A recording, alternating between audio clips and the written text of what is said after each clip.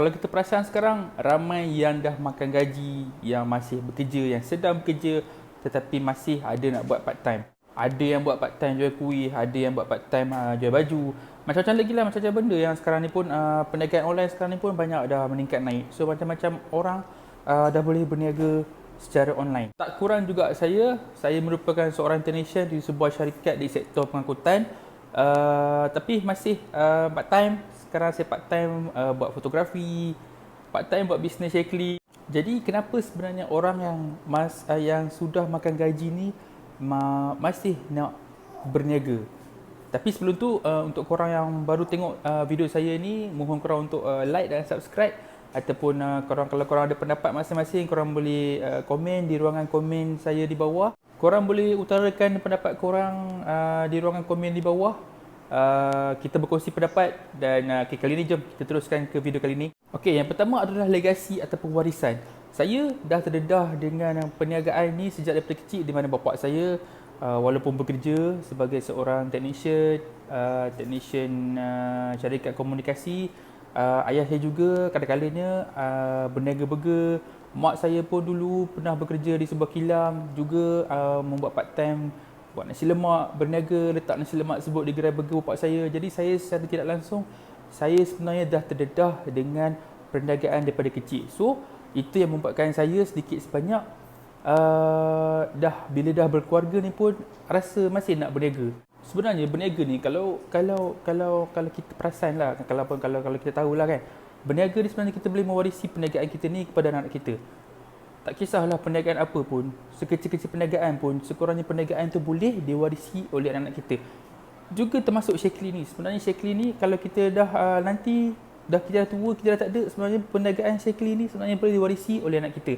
Perniagaan tu bagus pula, sekurang-kurangnya kita boleh nampak yang masa depan anak kita tu tak adalah malap, ataupun masa depan anak kita tu cerah dengan sambungnya perniagaan kita yang kita sedang buat sekarang ni. Yang kedua pula, kalau rata-rata kita tanya pendapat orang yang dah makan gaji ni, kenapa dia orang nak berniaga, adalah kerana dia orang masa depan dia orang akan nampak berniaga ni ada masa. Kita tak terikat dengan waktu kerja kita tau. So berniaga ni kita boleh pilih waktu kerja kita nak bekerja waktu bila. Kita nak start tengah hari boleh, kita nak start tengah malam pun boleh. Berniaga ni kita boleh set waktu kita. So maknanya dengan keluarga pun kita ada masa kita sendiri. Kita boleh set waktu kita dengan keluarga kita. Macam saya seorang yang sukakan spend time saya dengan anak isteri saya, dengan mak ayah saya, dengan family belah mertua saya. Jadi saya nakkan masa tu tak terikat tau. Bila-bila masa saya boleh balik rumah mak ayah saya, bila-bila masa saya boleh balik rumah mak mentua saya, bila-bila masa saya boleh bawa anak dengan isteri saya bercuti. So kekangan masa tu bila kita berniaga, kita tak ada kekangan masa. Kita boleh buat apa yang kita suka. Kalau kita bekerja pula, kita ada waktu kerja kita. Isnin sampai Jumaat kita kena kerja. Kadang satu Ahad kita dipanggil untuk bekerja. So kadang-kadang bila kita dah plan untuk bercuti hari tu, tiba-tiba pula bos panggil, kita kena kerja pula waktu tu. So sekarang ni untuk permulaan memanglah saya makan gaji, tapi pada masa depan sebenarnya saya dah, kalaulah kata perniagaan saya ni berjaya, dengan Shaklee ni saya berjaya, mungkin saya akan berhenti sebagai seorang technician dan teruskan full time sebagai perniagaan. Seterusnya, pendapat saya ketiga adalah kepuasan diri. Bila berniaga ni sebenarnya kita puas tau. Kita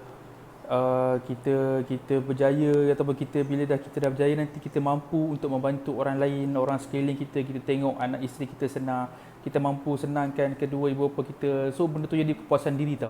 Tapi bila kita berniaga ni, bila kita usaha ataupun kita lebih tingkatkan usaha kita, kita akan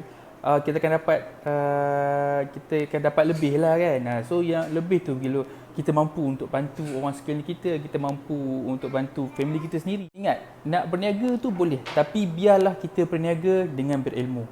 So jadi korang, kalau ada antara korang yang ingin berniaga dengan modal rendah cuma RM35, korang boleh terus klik link bawah. Saya ada sediakan link di bawah, korang boleh klik link tersebut. Saya boleh ceritakan yang bisnes Shaklee ni. Untuk memulakan perniagaan Shaklee, anda cuma perlukan modal RM35. Saya boleh ceritakan anda cuma perlu klik link WhatsApp tersebut di bawah, ataupun anda boleh hubungi saya. WhatsApp saya di nombor 011 1871 1891. So itu saja untuk video kali ini. Kita jumpa lagi di video akan datang. Jangan lupa untuk like dan subscribe. Assalamualaikum.